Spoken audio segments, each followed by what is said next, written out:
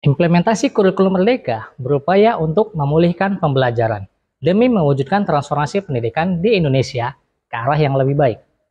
Pada kurikulum Merdeka, guru dapat mengenali potensi siswa lebih dalam guna menciptakan pembelajaran yang relevan. Nah, sebagai aksi nyata pembelajaran yang relevan dengan zaman, berikut ini adalah praktik baik yang saya lakukan pada mata pelajaran matematika tentang statistika kelas 12 di SMA Negeri 7 Medan.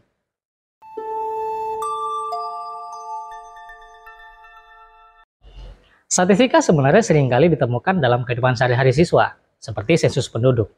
Namun, secara konsep dan pendekatan kontekstual, statistika membutuhkan sikap gotong royong dan penalaran secara kritis. Salah satunya adalah bagaimana cara mengolah dan menganalisis data untuk menghasilkan sebuah informasi yang bisa digunakan dalam pengambilan keputusan. Pembelajaran berdiferensiasi dengan MLM, MPI, Media Pembelajaran Interaktif, LMS, Learning Management System, dan MCM, Math Card Match. Pembelajaran ini memanfaatkan LMS Google Classroom, media pembelajaran interaktif, kartu matematika MCM, sumber belajar terbuka, Quizzes, dan Padlet. Pada tahapan awal sebelum memulai pembelajaran, untuk memperoleh data atau keterangan kondisi awal mengenai siswa, maka perlu dilaksanakan asesmen diagnostik sesuai Kemendikbud nomor 719/P/2020. Saya melaksanakan asesmen diagnostik non-kognitif untuk mengetahui gaya belajar, karakter, serta minat yang dimiliki siswa. Kali ini saya berfokus untuk mengamati tipe gaya belajar siswa. Hasilnya, terdapat 18 siswa yang memiliki gaya belajar visual, 8 siswa bergaya belajar auditory, dan 7 siswa memiliki gaya belajar kinestetik.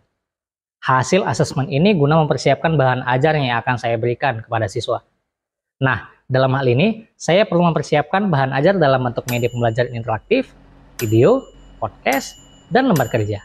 Tentunya untuk memenuhi kebutuhan belajar siswa. Pembelajaran dimulai dengan mengecek kesiapan belajar siswa dan memaparkan tujuan pembelajaran. Tidak hanya itu, di awal proses pembelajaran ini, saya juga melakukan asesmen diagnostik kognitif dengan tujuan untuk mengidentifikasi dan memetakan capaian kompetensi siswa terhadap materi prasyarat dan materi yang akan dipelajari. Dengan menggunakan Quizzes, saya dapat memetakan capaian kompetensi berdasarkan tingkat kategori pemahaman dengan cepat dan tepat. Hasilnya, terdapat 9 siswa untuk kategori 1, yaitu paham utuh, 15 siswa kategori 2, paham sebagian, dan 9 siswa kategori 3, belum paham. Hasil ini akan dijadikan pertimbangan dalam pembuatan kelompok. Pembelajaran dimulai dengan pertanyaan pemantik. Apakah median berarti nilai tengah dari frekuensi dan modus adalah frekuensi yang paling besar? Siswa diberikan kesempatan untuk menyampaikan pendapatnya di depan kelas dan siswa lain menanggapi dengan antusias. Selanjutnya, siswa berdiskusi dalam kelompok dengan panduan lembar kerja. Di sini, guru membuat kelompok berdasarkan kombinasi tingkat pemahaman dengan tipe gaya belajar siswa. Dalam pembentukan kelompok, setiap siswa akan dipasangkan dengan tingkat pemahaman yang berbeda, namun memiliki gaya belajar yang sama. Maka, terdapat 2 kelompok visual, 1 kelompok auditory, dan 1 kelompok kinestetik. Selanjutnya, melalui LMS, siswa dipersilakan untuk mengakses media pembelajaran interaktif. Media ini menggabungkan banyak unsur terdiri dari teks, grafik, gambar, foto, audio, video, dan animasi secara terintegrasi, serta dilengkapi dengan alat pengontrol yang dapat dioperasikan oleh pengguna. Sehingga, pengguna dapat memilih apa yang dikehendaki untuk proses selanjutnya. Media pembelajaran interaktif ini adalah media interaktif yang memfasilitasi semua tipe gaya belajar siswa, yaitu visual, auditory, dan kinestetik.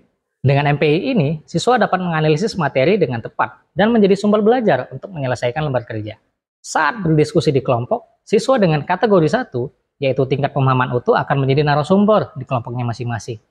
Namun, apabila siswa ini membutuhkan bantuan, dapat bertanya kepada guru.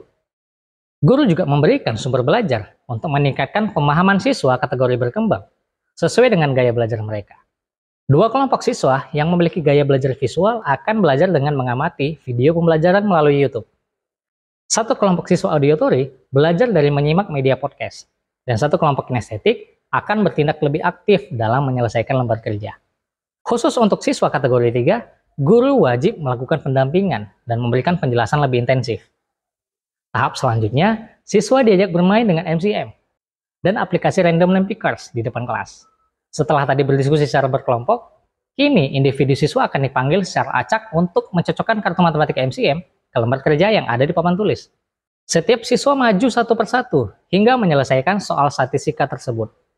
Berikutnya, masing-masing kelompok diberikan MCM oleh guru untuk menyelesaikan masalah kontekstual terkait materi statistika. Seluruh siswa secara aktif di kelompoknya masing-masing untuk mencocokkan kartu di lembar kerja kelompok masing-masing.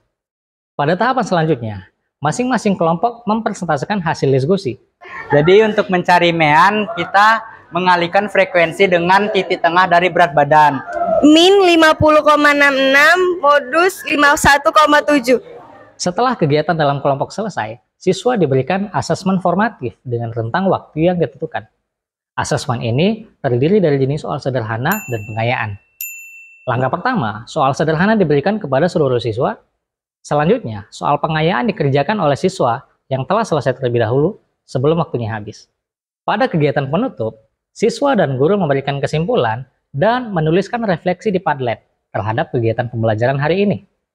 Padlet adalah papan tulis online yang memfasilitasi guru dan siswa untuk memasukkan catatan refleksi pada halaman dinding wall yang sama. Keberhasilan pembelajaran dapat dilihat dari hasil pengamatan saat siswa berdiskusi.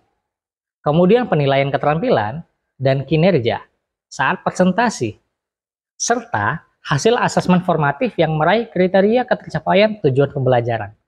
Pembelajaran ini berfokus pada dua hal diferensiasi, yaitu diferensiasi konten dan diferensiasi proses.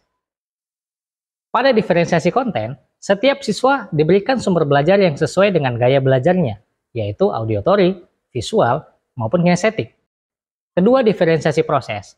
Siswa diberikan waktu belajar secara mandiri dengan menggunakan media pembelajaran interaktif, selanjutnya berdiskusi secara berkelompok, dan mencocokkan kartu MCM, serta melakukan asesmen sesuai kompetensi siswa, apakah mengerjakan soal sederhana atau sampai pada soal pengayaan.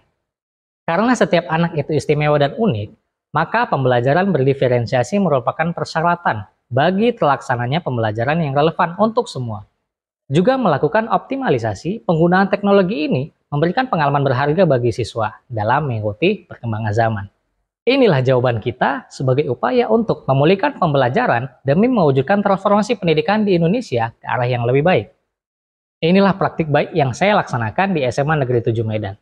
Semoga bermanfaat. Terima kasih.